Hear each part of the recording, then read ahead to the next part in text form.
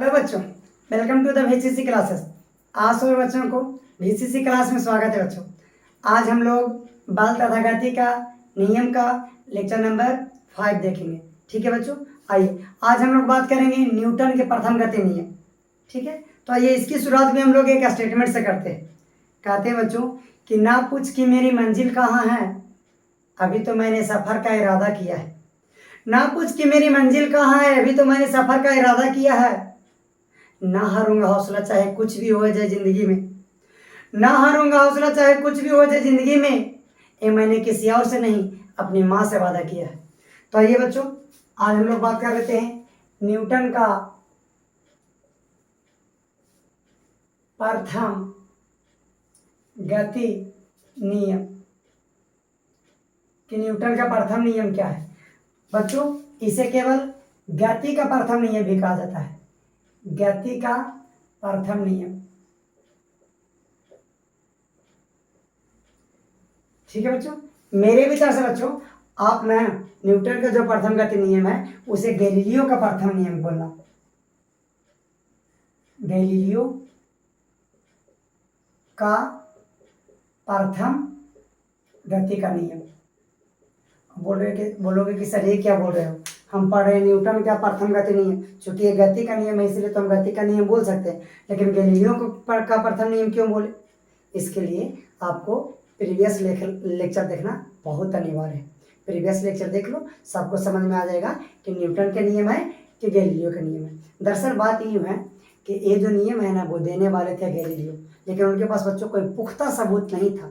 परिणाम स्वरूप लोगों ने उनके बात को इनकार कर दिया और न्यूटन ने इससे केवल प्रूव कर दिया लोगों के सामने। यस, चलिए तो क्या है, प्रीवियस लेक्चर देख लो तब समझ आएगा कि वास्तव में गैलीलियो का नियम है। चलिए तो बच्चों, न्यूटन का प्रथम नियम ये हमसे क्या कहता है कि किसी वस्तु पर यदि परिणामी बल 0 है, किसी वस्तु पर परिणामी बल जिसे हम F नेट कहते हैं 0 है, तो इसका मतलब वस्तु दो स्थिति में हो सकता है। पहला, वस्तु या तो विराम अवस्था में होगा या एक समान चाल से चल रहा होगा।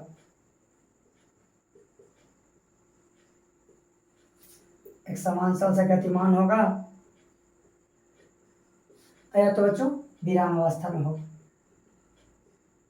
क्या मीनिंग है इसका मतलब, देखो न्यूटन जी कह रहे हैं ना कि हमारे पास मान लो कि कोई 20 kg का वस्तु है और इस वस्तु पर 2 बल लग रहा है विपरीत दिशा में।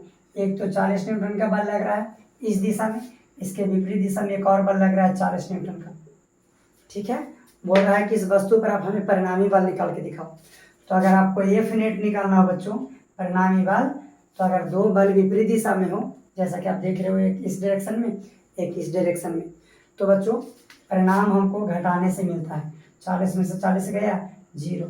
तो आप देख रहे हैं कि इस वस्तु पर जो आपका नेट बल है परिणामी बल है वो 0 है। इसका मतलब ये वस्तु बच्चों या तो विराम की अवस्था में होगा या तो एक समान चाल से चल रहा होगा, ऐसा न्यूटन जी का कहना था।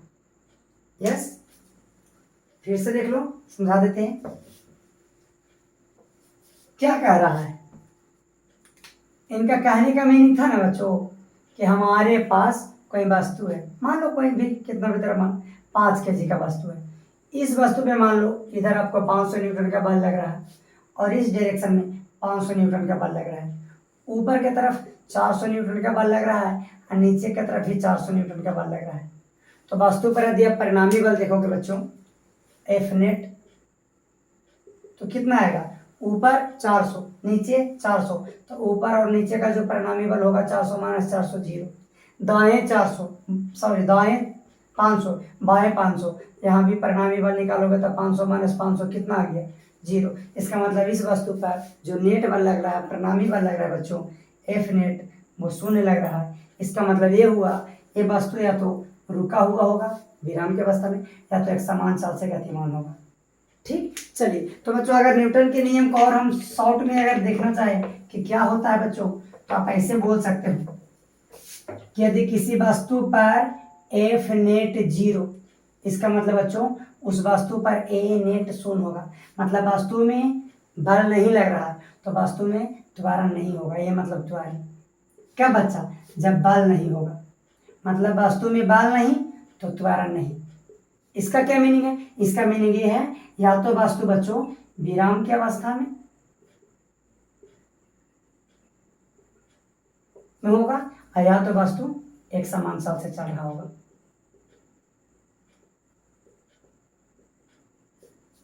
ठीक, न्यूटन का नियम ये कहना था कि किसी वस्तु पर नेट बल 0, 50 न्यूटन का बल इधर है, 50 न्यूटन का बल इधर है, बताओ नेट बल कितना?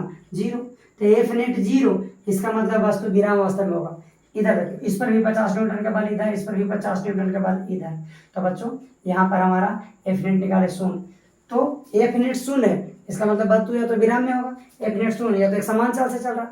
तो वस्तु विराम में रहे तो अभी वस्तु में त्वरण 0 होता है।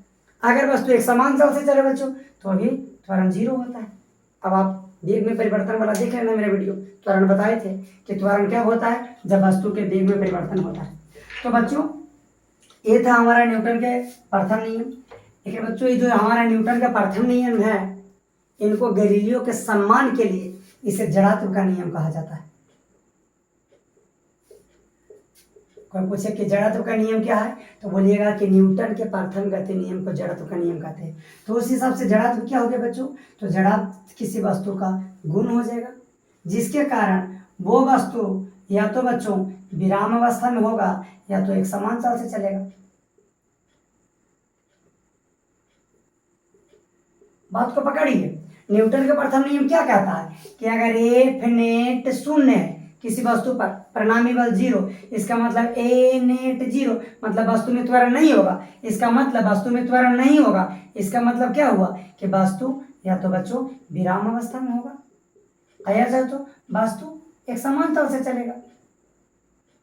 यही तो हमारा है न्यूटन के नियम कि किसी वस्तु पर एफ नेट 0, बल नहीं लग रहा तो त्वरण नहीं होगा। त्वरण नहीं होने का क्या मतलब है कि वस्तु या तो विराम में होगा या तो एक समान चाल से चलेगा। और बच्चों इसी नियम को हम बोल रहे हैं कि जड़त्व का नियम कहते हैं। तो जड़त्व क्या हो गया?